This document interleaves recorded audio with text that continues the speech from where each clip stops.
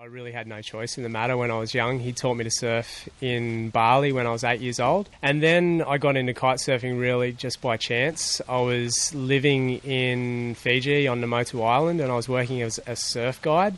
And in the afternoon, the surf used to get all blown out and there'd be a bunch of windsurfers out there and I was always left sitting on the beach with nothing to do. Then all of a sudden, kite surfing came along and a few crew used to come over and do it. And it looked interesting to me. And I thought, hey, that's going to get me back out in the waves. I'll give it a go.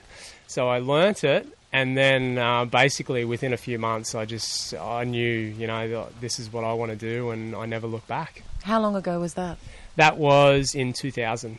Where does the idea or the concept of kite surfing come from? That's a really good question, actually. Probably the closest thing that it's to is windsurfing, except for the dynamic of having the sail directly on your board is now removed and is 30 metres away in the air in the form of a kite, but really using the same elements. So what the kite allows me to do is when it gets windy and too blown out for surfing, to actually get back out there on my surfboard and, catch more waves.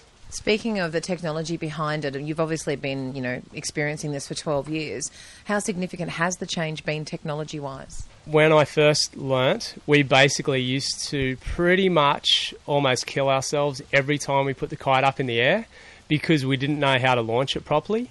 And it would drag us down the beach. Now, if you can imagine being on a small island, there's not too much room to move and you don't want to get dragged into a palm tree or a palapa or something like that. Now, the technology is so good that you don't even consider that as an option. Basically, you launch the kite, it goes straight up above your head and then you're ready to go. And there's really not too much danger involved as long as you've set everything up correctly. What about the materials involved? I mean, did you go from a hard frame to what we see today, which looks like a blow-up frame? Initially, they started with like a foil-type kite, which what that means is the actual material gets filled with air while it's in the air. Now we use an inflatable kite where you actually pump up the kite to give it its shape.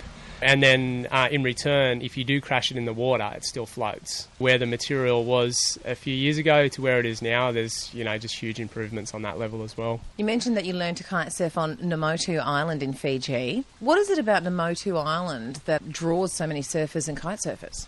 Namotu Island is, for me personally, the most incredible place I've ever been in my whole entire life. If you can imagine an island the size of a football field, that has everything that you love to do all right there at your fingertips, then that's what Namotu Island is to me. I travel around the world year-round. I basically spend half of the year on the road going to some of the best places in the world. And I always compare everywhere I go to with Namotu Island. And I've never, ever found anywhere that's even come remotely close to it. And for me, it's just all about what I love in life. I love surfing, I love fishing, I love kiting. I love tropical, lifestyle. I love the Fijian people. I just love the exclusivity of, an island like that. And for me, it's really my dream. You seem to have travelled quite extensively. I was online on your website looking at some of the videos that you've shot.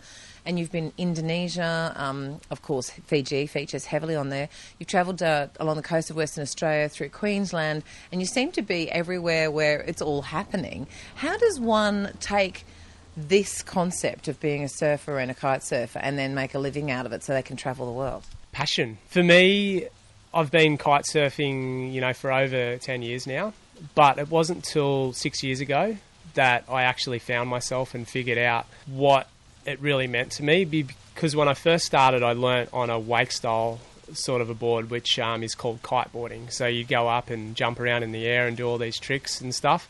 And don't get me wrong, I really liked it. I guess that period was me just finding myself. It wasn't till 6 years ago where I figured out that I could actually ride my surfboard on a kite that I knew, hey, this is something special. I need to share this with other people around the world who are in a similar situation to me that love surfing. Ever since that moment, which I remember so clearly, I've just dedicated, my life to showcasing what kite surfing is. And ultimately, it's bridging the gap between surfing and kiting in the form that we're using the kite like a jet ski and a tow surfer would to catch waves. I noticed in your video of Namotu Island that you were there for some of the biggest waves that they'd seen for years. How long ago was that? April last year, I had an incredible day in Fiji. I've been monitoring this one break that I've wanted to get for about 5 years now. But for all the elements to come together, meaning the wind and the waves to be right, and of course at that size, it's really hard to score those conditions. You know, I'm still to this point trying to search for what the next thing is going to be because, you know, when you get a day like that, it's just the best thing in the world. Now, what size break are we talking about? I mean, there's so many ways to measure a wave. Probably the easiest way to measure a wave so everybody can understand it would be to measure it in feet by looking at the face of the wave. And when we measured the photo or the video footage of, you know, the size of that wave, it came in at around about 35 feet. So it was pretty big. Well, I noticed, and a lot of the people who are there, no matter how experienced or inexperienced, seem to be a little bit daunted by it. How does a kite add another dimension to surfing big waves like that? The thing with kite surfing, it is so three-dimensional, and it's just an experience that you need to try to understand.